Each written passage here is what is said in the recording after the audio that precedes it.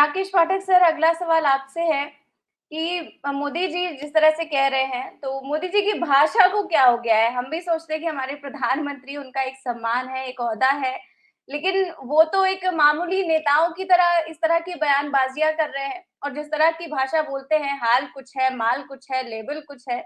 क्या ऐसी भाषा हमारे प्रधानमंत्री को शोभा देती है?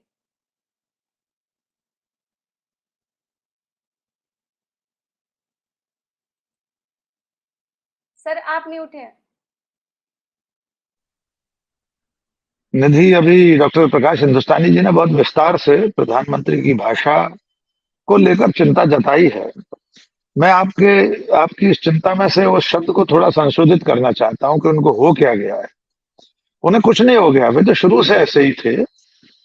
अगर आप पिछले 9-10 सालों के उनके बयान देख लें, उनके भाषण देख लें, जिनमें से कई नजीर प्रकाश जी ने पेश किए हैं, तो आप जान पाएंगे कि उनका मूल जो भाषिक संस्कार है वो यही है। आश्चर्यजनक बात यह है कि वे न जाने किस अवधि कवि की कविता का जिक्र कर रहे थे। दो बड़े विद्वान हमारे साथ मौजूद हैं, प्रोफेसर लक्ष्मण यादव और रविकांत जी। ये लोग तो साहित्य के भी मर्मज्ञ हैं। ये बता पाएंगे, मैं कम से कम ऐसे किसी अवधि कवि को नहीं जानता जिसने ऐसी कोई तुकबंदी, हाल बेहाल और माल जैसी कोई कविता लिखी हो, और हो सकता है लिखी भी हो। तो प्रधानमंत्री के भाषण में ऐसी तुकबंदियों का आना बहुत ही आपत्तिजनक है। ये स्तरहीनता है।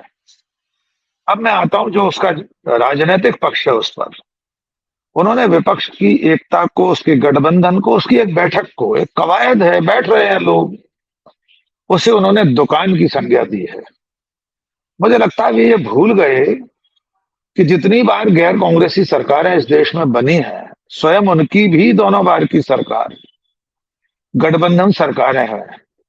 चाहे विश्वनाथ प्रताप सिंह रहे हो, चंद्रशेखर रहे हो, एच डी देवेगौड़ा रहे हो, इंद्र कुमार गुजराल रहे हो, या महामहिम नरेंद्र मोदी जी।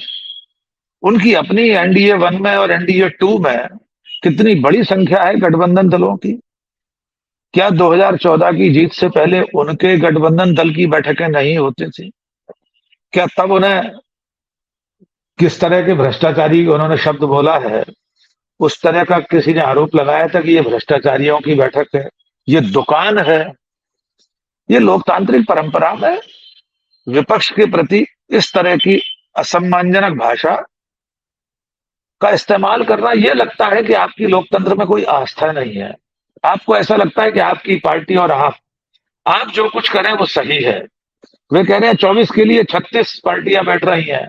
उनके अपने गठबंधन दल में तो उनके राष्ट्रीय अध्यक्ष जेपी नड्डा ने परसों कहा है उनके गठबंधन में 38 लोग शामिल हो रहे हैं, वे बैठ रहे हैं एक साथ।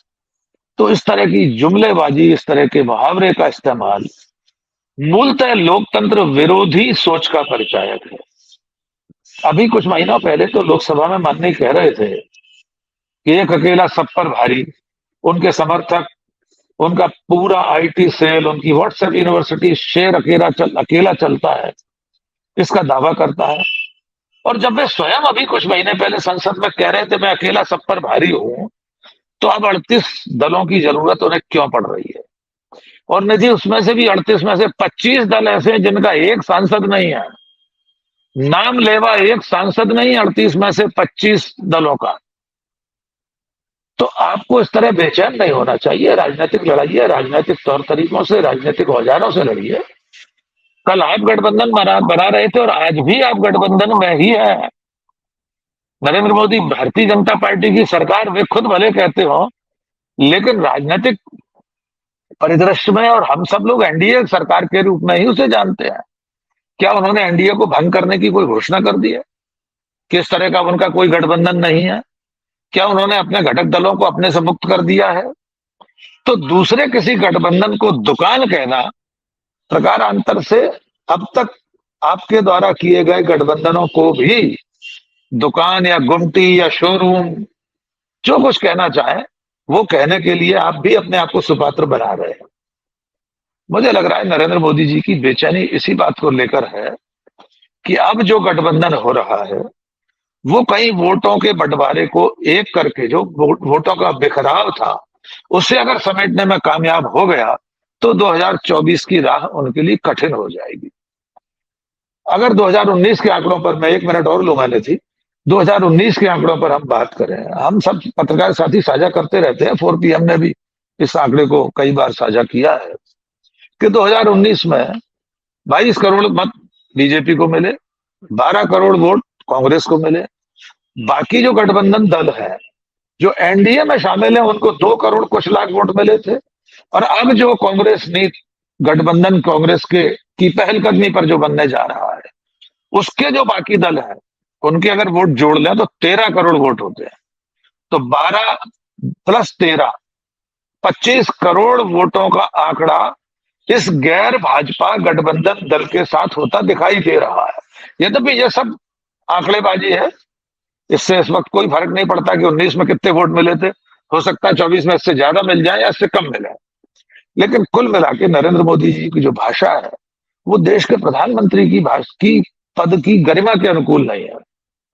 उन्हें इस बात पर विचार करना चाहिए, उनकी पार्टी को और उनका जो पितृ संगठन है, मातृ संगठन है, राष्ट्रीय स्वयंसेवक संघ, उसे भी विचार करना चाहिए कि देश का प्रधानमंत्री अगर इस तरह की भाषा का इस्तेमाल करेगा, विपक्ष के लोगों को, उनकी एकता को दुकान बताएगा, और भ्रष्टाचार की बात प्रकाश जी सब कुछ कह चुके हैं, दोहराव होगा। लेकिन अगर ये 20 लाख करोड़ के भ्रष्टाचारी हैं तो इनको जेल के भीतर होना चाहिए। ये बेंगलुरु में क्यों 5 सितारा होटल में बैठकर बैठक कर रहे हैं?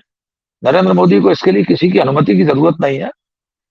देश इसका स्वागत करेगा। आपके पास सारी जांच एजेंसियां हैं, इन सबको जेल में डाल दीजिए, रोका किसने है? लेकिन कोरे आरोप लगा देना, वो भी प्रधानमंत्री पद की आसंदी से, ये बेहद चिंताजनक है। निधि जी। राकेश सर, आपसे पूछना चाहूंगी कि एक तरफ तो कुछ दिनों पहले पीएम मोदी जो है वो छाती ठोक कर कह रहे थे कि एक अकेला सब पर भारी है, लेकिन जब विपक्षी एकता में 17 से 26 दल हो गए तो एनडीए में भी अपने साथ जो है 38 दल होने का दावा करने लगे। और जो जेपी नड्डा है वो ये भी कह रहे हैं कि अभी और भी लोग आ सकते हैं। तो आपको क्या लगता है कि ये मोदी जी समझ चुके हैं कि 24 की राह कठिन हो चुकी है? देखिए, मोदी जी ही ना समझ चुके, पूरा देश समझ चुका है कि 2024 की राह कठिन से कठिनतर होती जा रही है। लेकिन मैं पहले लक्ष्मण जी और रविकांत जी से माफी चाहता हूं कि मैंने सचमुच में वो कविता रफीक साहब की नहीं सुनी थी। दूसरी बात यह है कि माननीय प्रधानमंत्री के संबोधन में, उद्बोधन में, न तो वो पहला शब्द समझ में आ रहा था कि वे क्या बोल रहे हैं।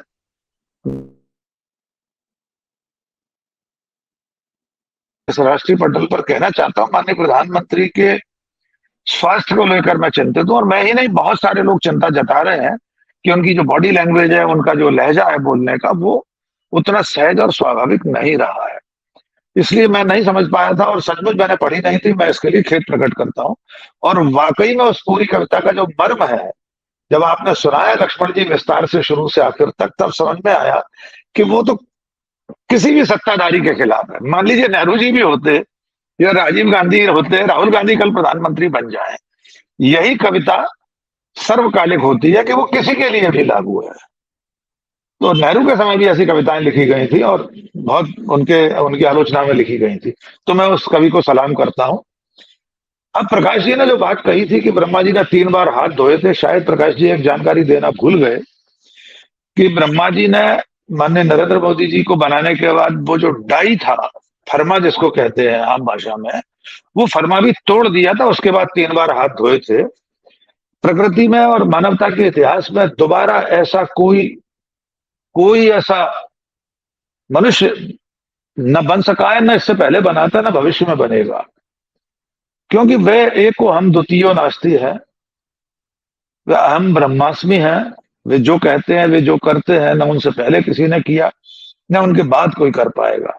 पर उसमें ये चीज शामिल है कि जो प्रधानमंत्री पद की गरिमा और स्तर की बात है, वो जिस विपक्षी गठबंधन को लेकर चिंतित है, जो आपका सवाल है निधि, कि क्या उन्हें लगने लगा है, तो ये जो उनकी हताशा है, उनकी बॉडी लैंग्वेज में, उनके भाषणों में, उनकी जुमलेबाजियों में, उनके कवित्व में, वो ये बता रही है कि वे चिंतित हैं। वहां 17 से अगर 36 हुए जा रहे हैं, 26 हुए जा रहे हैं गठबंधन दल, आप 38 लोगों को साथ लेकर आ रहे हैं, जैसा कि मैंने शुरू में बताया, उसमें से 25 दल तो ऐसे हैं जिनका एक भी सांसद नहीं है। और राजनीति अनिश्चितताओं और संभावनाओं का खेल होती है। कोई नहीं जानता कि 2024 में वोटों का बंटवारा होने से अगर बचा लिया इस इंडिया नाम के गठबंधन दल ने, तो मोदी जी की राह बहुत कठिन हो जाएगी। बड़ी मजेदार बात है कि इस नए गठबंधन ने अपना नाम ऐसा बनाया है, इंडिया के पूरा सोशल मीडिया भरा पड़ा है इसको लेकर। कई जुमले मजेदार चलने लगे कि जो इंडिया के विरोध में है वो पाकिस्तान चला जाए। अभी अभी मैंने पढ़ा कि अंग्रेजों के मुखबिर पहले भी इंडिया के विरोध में थे और आज भी इंडिया के विरोध में है। मैंने उसको प्रतीक रूप में एक लाइन लिखी है, इंडिया दैट इज भारत। हमारे भारत के संविधान के अनुच्छेद 1 के पहले शब्द सिर्फ एक प्रतीक रूप में इतना सा संदेश दिया है कि उसमें जो राहुल गांधी या कांग्रेस या बाकी सारे दल उनके साथ जो आए हैं, वो जो लड़ाई अपने प्रतिपादित करना चाहते हैं कि ये भारत को बचाने की लड़ाई है, इंडिया को बचाने की लड़ाई है, और किससे है, उसका नाम है एनडीए। तो देखना होगा इस देश की जनता सचमुच इनकी बात को सुनती है, इस गठबंधन को मानती है, इस जमावड़े को मानती है कि ये सचमुच इंडिया की ही प्रतिनिधित्व करने वाले गठबंधन का नाम है, या एनडीए कोई चुनती है, आगे देखना होगा। लेकिन फिलहाल नरेंद्र मोदी और भारतीय जनता पार्टी सचमुच में चिंतित है। एक बात छूटी जा रही जो मैं जोड़ना चाहता हूं, कांग्रेस ने जो संदेश दिया है, उनके राष्ट्रीय अध्यक्ष ने, मल्लिकार्जुन खड़गे ने, कि कांग्रेस सत्ता या प्रधानमंत्री पद के लिए लालायित नहीं है, कहीं भी उसका लक्ष्य वो नहीं है, इसका संदेश भी दूरगामी होगा।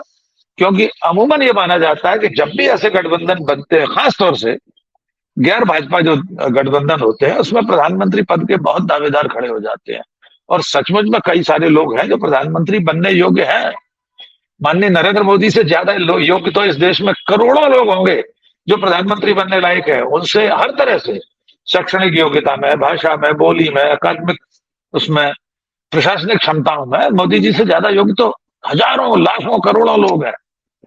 लेकिन इस गठबंधन में भी बहुत सारे लोग हैं जो प्रधानमंत्री पद के दावेदार हो सकते हैं। तो कांग्रेस के राष्ट्रीय अध्यक्ष ने ये जो संदेश दिया है, ये इस गठबंधन को और मजबूत बनाने का काम करेगा। इसमें जो गारा है, इसका जो सीमेंट है, उसे और मजबूत बनाएगा। क्योंकि बाकी के जो दावेदार है वो ये सोचेंगे कि चुनाव बाद देखा जाएगा, हम भी तो प्रधानमंत्री बनने के लिए दावेदारी करेंगे। लेकिन चुनाव से पहले कम से कम इस बात पर लड़ाई न हो कि प्रधानमंत्री कौन बनेगा।